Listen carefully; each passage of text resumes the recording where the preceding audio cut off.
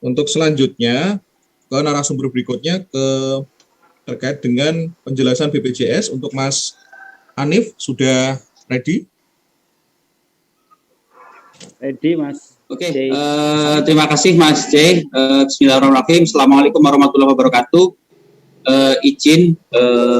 Terima kasih atas waktunya, sudah diberikan kesempatan untuk kami menyampaikan sosialisasi. Sebelumnya yang saya hormati tentunya sama-sama kita hormati Bapak Kepala Badan BKD dari Jawa Tengah dan narasumber yang hadir pada siang hari ini. Izin kami dari BPJS Kesehatan Cabang Semarang izin menyampaikan terkait materi dari program JKN KIS. Jadi sebelumnya kenapa ini yang menyampaikan Cabang Semarang? Karena memang Bapak Ibu di sini semua adalah P3K dari provinsi, sehingga nanti secara administrasi untuk pendaftarannya dilakukan secara kolektif melalui kami di Cabang Semarang. Oke, nanti ada 3 hal yang ingin kami sampaikan cepat saja. Yang pertama tentunya kami melihat tadi dari 9.024 peserta yang kemudian diterima jadi P3K mengucapkan selamat. Informasinya ada 6.000 yang sudah pernah jadi peserta melalui GTT tadi ya, seperti itu ya. Jadi tentunya ini keuntungan bagi kami sebenarnya. Kenapa? Karena terkait kewajiban anak peserta tentunya teman-teman yang sebagai P3K tentunya sudah mengetahui seperti itu, dan nanti bisa ketok tular ataupun disampaikan juga kepada rekan-rekannya yang sama sekali belum menjadi peserta seperti itu. Oke, ini mungkin sedikit sharing terkait kepesertaan ya.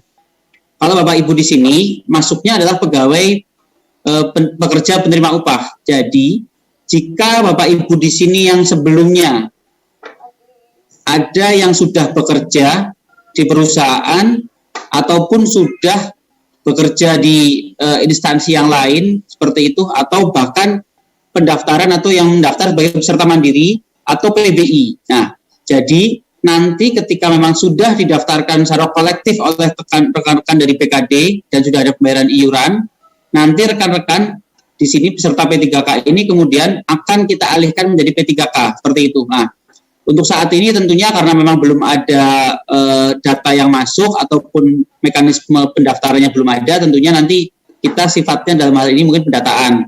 Dan yang perlu kami tegaskan di sini, jika Bapak Ibu yang kemudian saat ini sudah kemudian atau tidak bekerja di perusahaan ataupun peserta mandiri, itu untuk peserta mandiri wajib dibayarkan sampai dengan bulan di mana nantinya misalnya TMT nanti 1 Juni, berarti iuran peserta mandirinya wajib dibayarkan sampai dengan bulan Mei seperti itu. Nanti untuk Juni akan kami cek, kalau memang sudah dibayarkan iuran menjadi P3K, tentunya itu menjadi hak Bapak Ibu menjadi peserta P3K per 1 Juni seperti itu. Untuk yang saat ini masih bekerja di perusahaan, mohon dipastikan nanti di bulan Mei dipastikan kembali jika memang Bapak Ibu sudah terima P3K, wajib statusnya kemudian dinonaktifkan oleh pemberi kerjanya, dalam hal ini mungkin perusahaan, agar ketika kami tarik datanya, nanti bisa langsung statusnya berubah.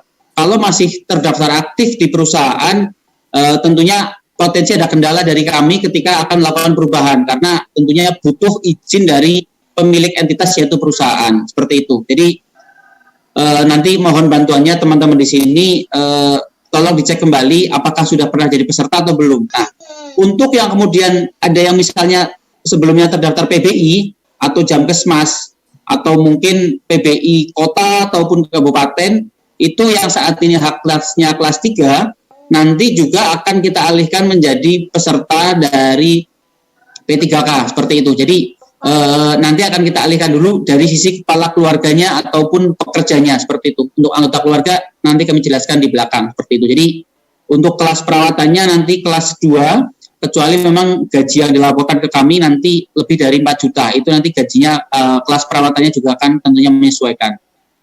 Oke, untuk iurannya Bapak Ibu ini mungkin agar lebih jelas, 5%, tetapi 4% dibayari oleh pemberi kerja, dalam hal ini pemerintah. 1% dibayari oleh iuran dari Bapak Ibu, dan itu berlaku untuk suami, istri, dan 3 orang anak seperti itu. Jadi anggota keluarga yang dari Japati Tanggung adalah 3 orang anak, 1 istri atau 1 suami seperti itu. yang sah. Nah, jadi ini yang penting, suami atau istri yang sah, dan kemudian anaknya juga tadi anak yang misalnya anak kandung ataupun anak tiri yang sudah disahkan oleh pengadilan, seperti itu. Nah, ini mungkin yang perlu penegasan juga dari kami sampaikan bahwa karena Bapak Ibu di sini statusnya jadi P3K, ketika memiliki pasangan suami atau istri yang kemudian sama-sama sudah bekerja, maka status kepesertaannya nanti untuk si suami atau istri yang sudah bekerja berdiri sendiri. Bapak Ibu sebagai P3K juga sendiri. Anak-anak nanti masuknya ke golongan yang paling paling menguntungkan atau yang paling tinggi, seperti itu ya. Jadi misalnya suaminya kelas 3, golongan 3 atau golongan 4. Bapak Ibu P3K seperti itu. Maka anak-anaknya masuk ke tempatnya tadi yang golongannya paling tinggi, sehingga ketika si anak-anak misalnya nyun sewu sakit gerah di rumah sakit bisa menggunakan hak kelas perawatan yang paling tinggi.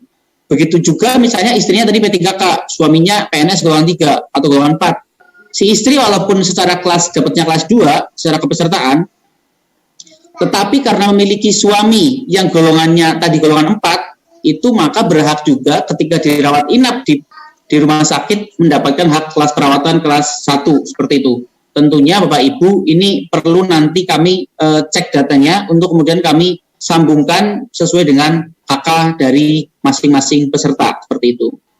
Dan ini mungkin informasi saja untuk kanal-kanalnya.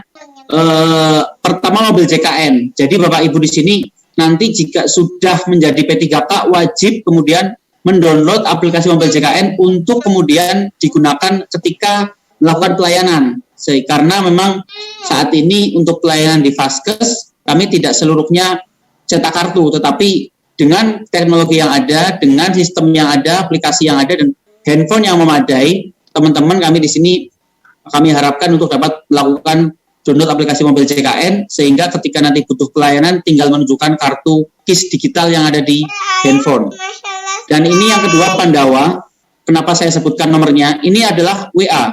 Nanti ketika teman-teman sudah di sini peserta P3K Bapak Ibu sudah diterima, sudah resmi, sudah mendapatkan gaji dan dipotong iurannya untuk menjadi P3K, tapi anak istrinya belum masuk masuk tanggungan Bapak Ibu, seperti itu, Bapak Ibu bisa mengakses ke nomor WA yang tadi nih, 0811 816 5165.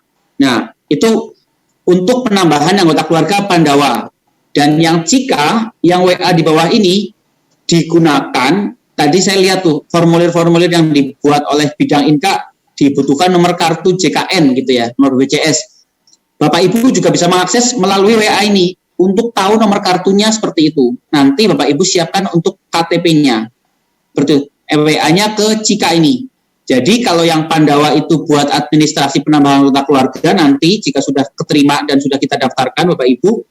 Dan yang kedua, jika untuk melakukan proses permintaan informasi, misalnya membutuhkan nomor kartu, seperti itu bisa. Nah, untuk Vika ini 165 itu telepon, care center sebenarnya. Kalau Bapak Ibu misalnya, saya males WA Mas, untuk yang misalnya pengen tahu nomor kartu saya telepon aja ke 165, boleh. Silakan ditelepon menggunakan nomor 165. Jika memang ada kendala, tambahi 021, seperti itu. Oke, ini aplikasi mobil JKN, fitur-fiturnya banyak. Silakan Bapak Ibu nanti yang sudah jadi peserta, silakan download dan manfaatkan fitur yang ada. Dan yang mungkin yang ingin kami sampaikan di sini, fitur screening, silakan digunakan untuk mengetahui status kesehatan Bapak Ibu bisa digunakan. Dan ini kartu nanti semuanya masih berlaku. Kalau Bapak Ibu punya kartu, saya udah punya kartu Mas, sekarang nanti P3K apa ganti kartu lagi? Tidak, kartunya sama, nomornya sama, tidak berubah, seperti itu ya. Dan untuk P3K yang kemudian nanti saat ini belum jadi peserta, tetapi nanti sudah kita input datanya, karena memang secara kartu tidak kami cetak, Bapak Ibu jika membutuhkan layanan kesehatan, itu juga bisa menggunakan KTP. Karena di bulan Januari kemarin kita sudah koordinasi dengan Kemendagri, alhamdulillah KTP juga bisa digunakan untuk akses pelayanan kesehatan di Vaskes tingkat pertama maupun tingkat lanjut, puskesmas, dokter keluarga ataupun di rumah sakit. Dan yang bawah ini adalah kartu digital yang bisa diakses di aplikasi mobil JKN. Itu juga bisa seperti itu. Dan ini mungkin penegasan di sini, pendaftarannya dilakukan secara kolektif. TMTK pesertanya nanti tentunya kita menunggu dari BKD ataupun Dinas Pendidikan kaitannya dengan kapan pembayaran iuran pertama kalinya atau SPMT-nya. Yang ketiga, pesertanya tadi jika memang sudah menikah berlaku untuk satu peserta dan 4 anggota keluarga, mencakup istri, suami, dan 3 anak. Bukan orang tua, bukan adik, bukan tetangganya, seperti itu. Kalau masih lajang, berarti memang untuk dirinya sendiri, seperti itu. Dan yang poin D, izin Mas Arief share ya. Yang poin D ini, karena data-data sebenarnya sudah komplit dari BKD nanti kami terima, tetapi ada satu yang memang masih kosong, yaitu adalah FKTP. Bapak Ibu wajib memilih untuk dokter keluarga, puskesmas, atau klinik pertama. Pilih salah satu. Sehingga nanti ketika kami input data yang disampaikan oleh BKD ke kami, tinggal kami lengkapi dengan data Vaskes yang terdaftar ini. Nah, ini nanti akan kami share di belakang tata cara pengisiannya ya.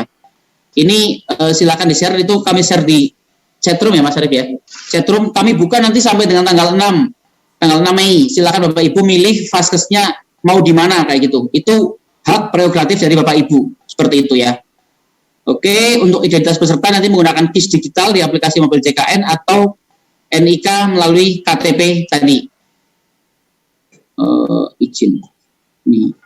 Izin Mas C, ini ada kendala, tak ulang sebentar.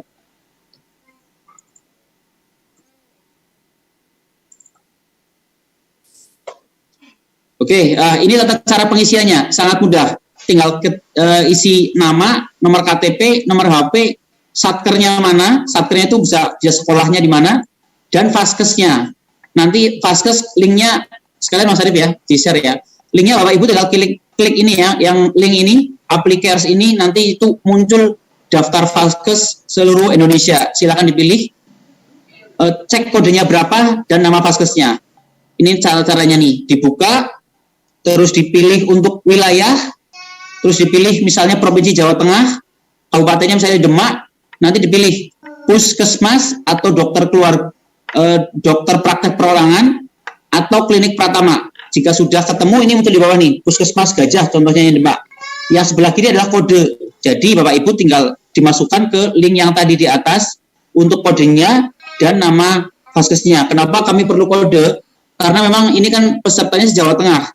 Jadi takutnya nanti ada nama puskesmas yang sama, ada nama dokter yang sama, karena memang ini Vaskes yang bekerja sama dengan kami di Jawa Tengah jumlahnya sangat banyak ya.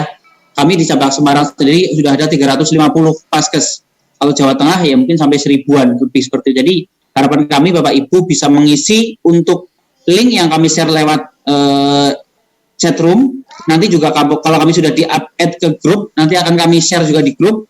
Harapannya nanti tanggal 6 Mei, Bapak Ibu sudah seluruhnya mengisi, sehingga data akan kami olah dengan BKD, untuk kemudian jika sudah ada pembayaran iuran, akan kami proses kepesertaannya menjadi peserta P3K untuk di Jawa Tengah.